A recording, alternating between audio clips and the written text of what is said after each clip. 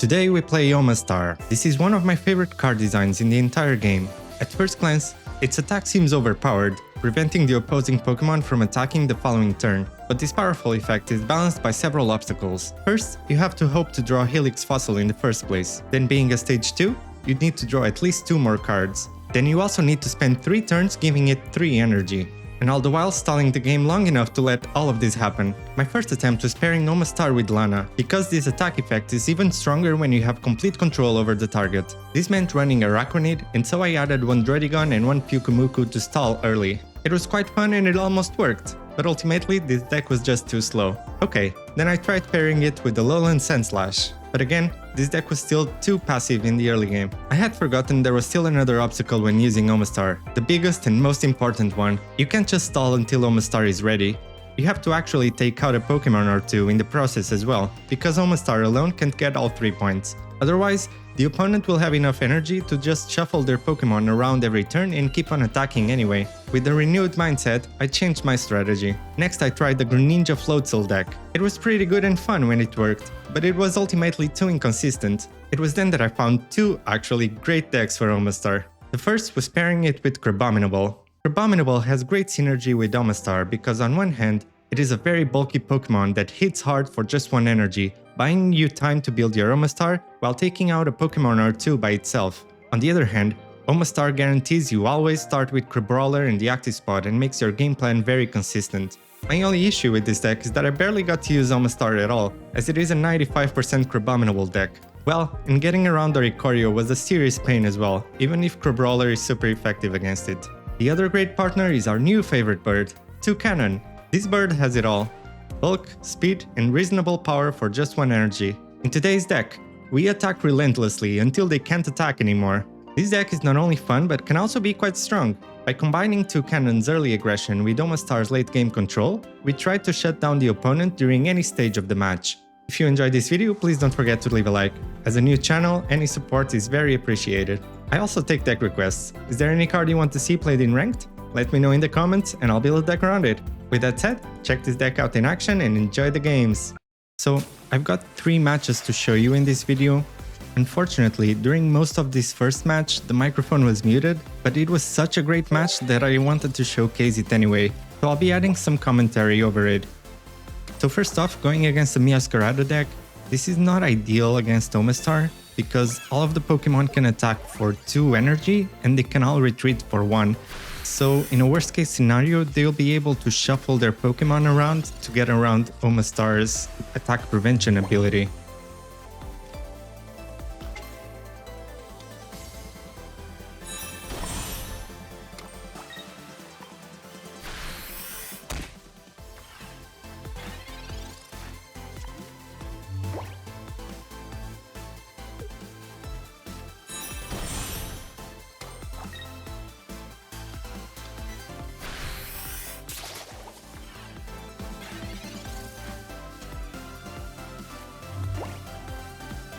So now our hand is pretty hopeless, so we go for the Iono anyway. The Omastar won't be ready anytime soon, so we just want that Toucannon to stand a chance. We get the second Trumbeak again and the second Helix Fossil, which is pretty useless, so our hand doesn't really improve at all. And we switch for the healthy Trumbeak just so the other one doesn't get knocked out.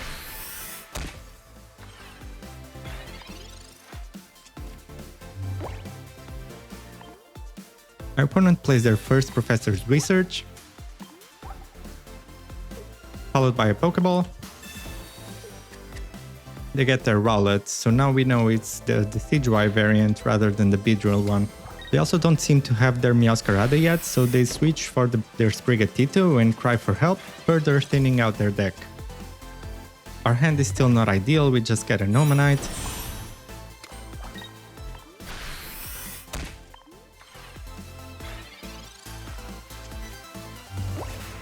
Then my opponent plays a second Professor's Research. They now have 5 cards in their deck, we have 11, it's a massive 6 card difference. So now they rare candy, they get their Meowscarada. And then they immediately rare candy again and get their Decidueye.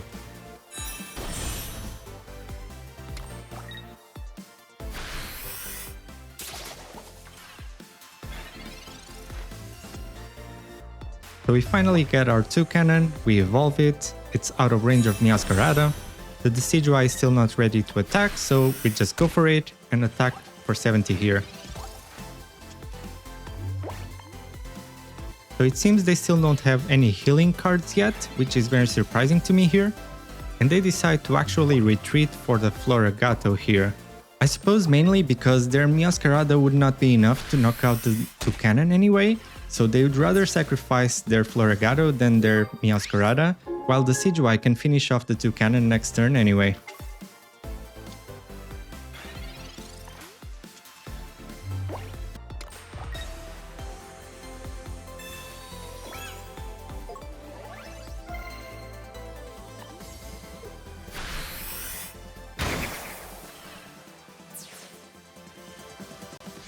So if I had my Omastar here, I could have switched to Omanite and used Sabrina to take out the Meowscarada.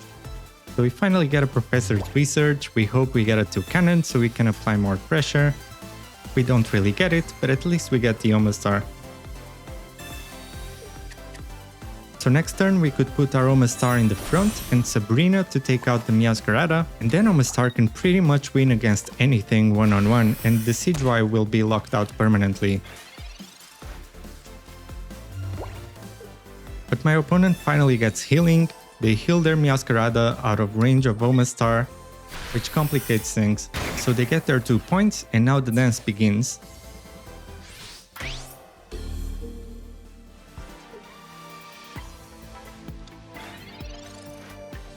We get a second research. We get our Cyrus. And now with the Cyrus and the Sabrina, we can start doing some really interesting things.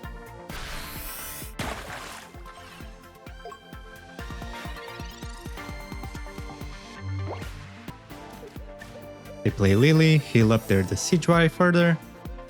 Then they red card us, taking the Cyrus and the Sabrina back onto our deck.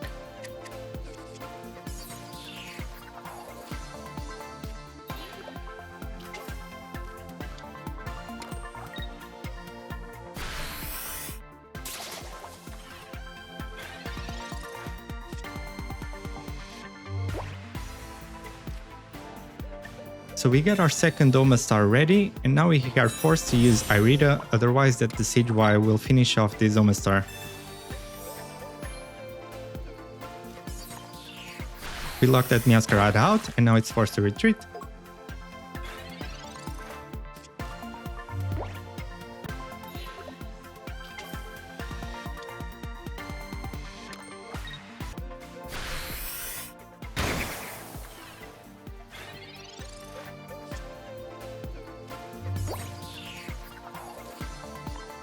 Now we are also forced to retreat.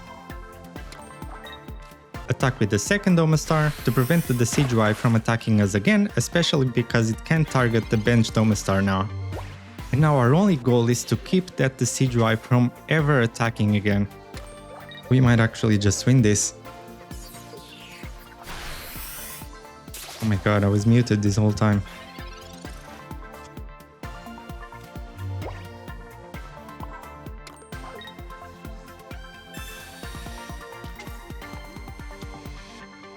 Our last card is Sabrina. And we win.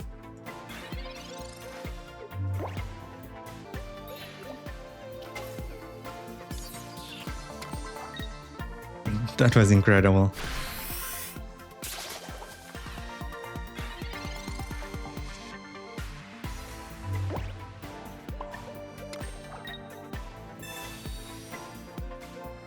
Unbelievable.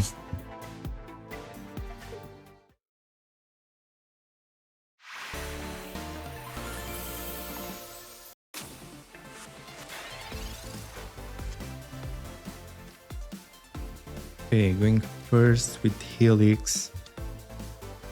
It could be alright, especially with the toucannon. Not having the researches or a Pokeball. And I bet he has the berry. They always have berry on turn 2. That's pretty big as well.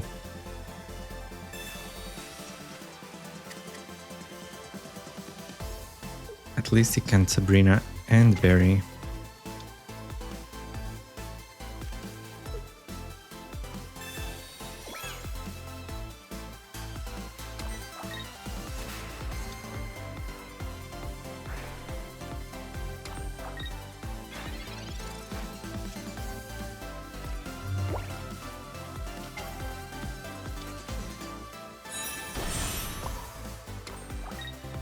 Can only really do this. Did he use Barry on a Pikipek? I guess I don't really see why not. Other than that, Giratina is delayed a little bit. He might as well start getting his points. Getting toucannon is still big though for me. So I'd love to have the chance to knock this out in 2 turns. Or even if he has some healing, that could be alright.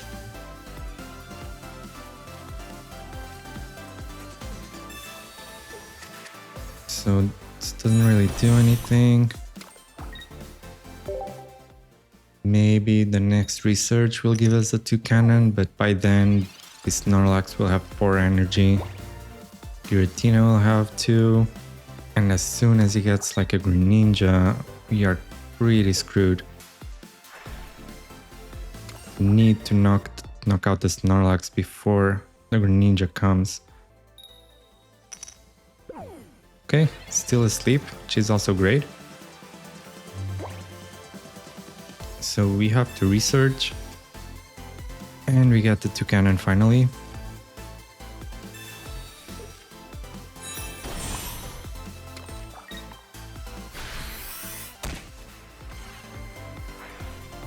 And the Giratina isn't ready. Snorlax can attack, but not knock us out. Well, actually it can't attack this turn, it seems. It got a lot of psychic energy in a row. I didn't even know he had water until now. So unfortunately, Irida doesn't really do anything. And if he had healing, he would have probably played it. Pokemon Center Lady would actually wake up the Snorlax and allow him to attack. From our perspective, toucannon finishes off the Snorlax. Giratina comes to finish off the toucannon. Then Omastar comes in, locks the Giratina out of attacking. He has to retreat to a potential Greninja by then. I don't really see the point of Irida here, so I'll just finish off the Snorlax.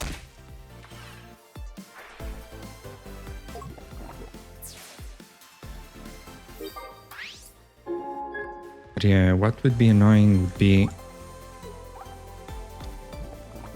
a rare candy into Greninja, into a Cyrus, into Giratina, finishing off the Omastar.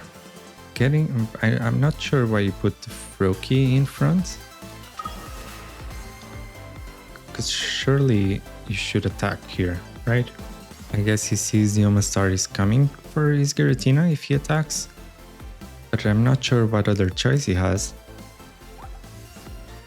He already lost one Pikipek, so the second fossil is kind of what we would ideally want. We both have 6 cards in our decks. I'm not sure if he will have enough time to enable both Giratinas, but he might at this rate.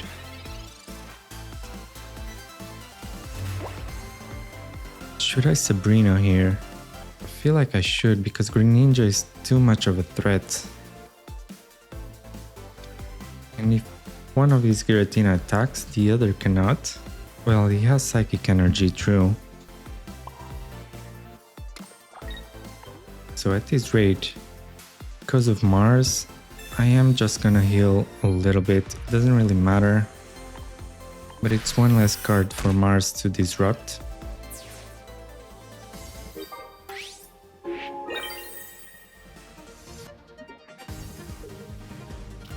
He could potentially have a second Greninja.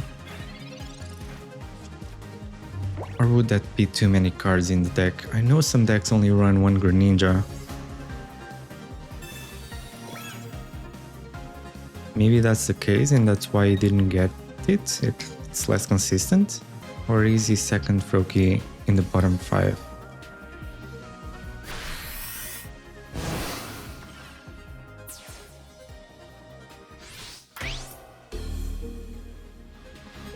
Okay, they get second point. No way to get the other one now. Not just yet, at least. Use the rare candy for the toucannon. So we still have another, but we don't have the Omanite. I think we just attack here. Could Iono make any sense? I think I just have to attack. We do have a Cyrus, but Sabrina should pretty much be the same result. Unless he has more Pokemon. Right, I mean, I'm surprised he hasn't played the second Snorlax, I guess. Surely it's not just one Snorlax and one Greninja line with two Giratinas. It should kind of be two Snorlaxes, right? Even if you only run one Greninja. I'm not sure. But yeah, ultimately, if it doesn't have Mars and it doesn't have healing, we just win right here. Even if it does have Mars, I mean, his Giratina in the back now isn't ready because it spent 2 energy retreating. Now if we lock this one out, it can't really attack either, so it will have to spend 2 energy retreating, and now at this rate he would lose more energy than he can get for his attacks. Especially with the water energy next turn. And we get the Cyrus. So let's just finish this. But yeah, I guess Omastar coming in clutch, but only because the Greninja didn't really come online fast enough for the Cyrus play, which would have been a nightmare.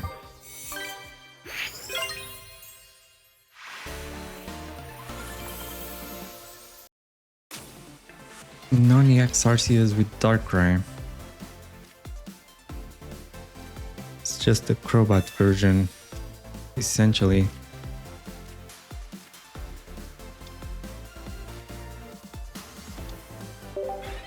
We go first, but we start taking damage right now. He almost definitely runs Leaf, or Ilima actually. Ilima makes more sense.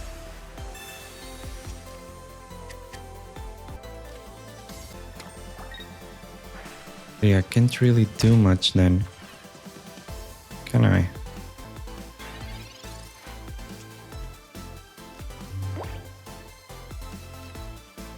Well, now I can, but even then, my toucannon will be vulnerable enough to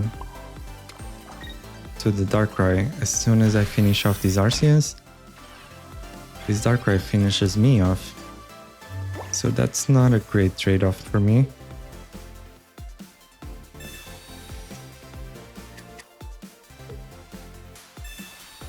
The good thing is the Crobats can't use the abilities if this Arceus gets knocked out. Still gets to use it at least once, and 50 for 1 is still decent though, with 110 HP. It's pretty threatening. Yeah, that's kind of insane, dude. I've already lost 70 HP. They haven't even attacked once.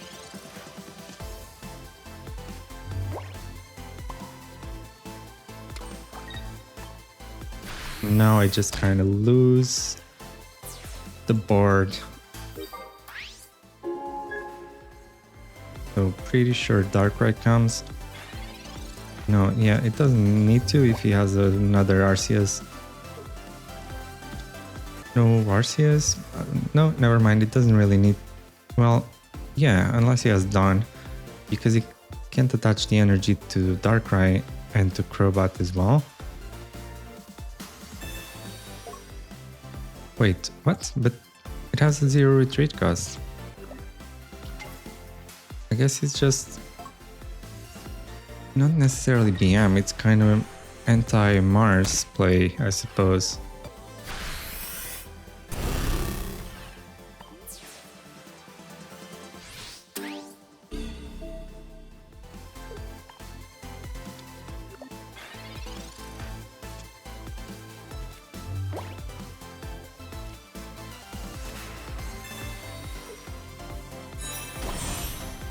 So we can evolve one. And now this is really sad. They will have enough energy to shift their Pokemon around, especially with the 0 retreat cost from Crobat. I think he should have just put the energy on Darkrai head there. Well, no, yeah, that's right. It didn't really need to deal 20 damage to anything. So now it can deal 20 damage to me.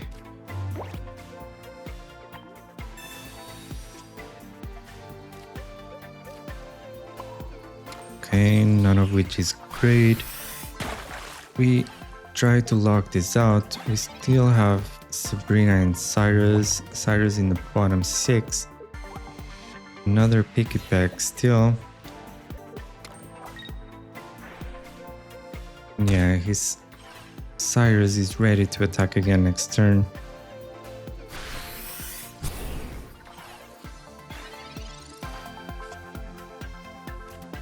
Oh, what a lucky guy. Not Cyrus, his Darkrai was ready to attack, but yeah, that was super clutch. Sheesh.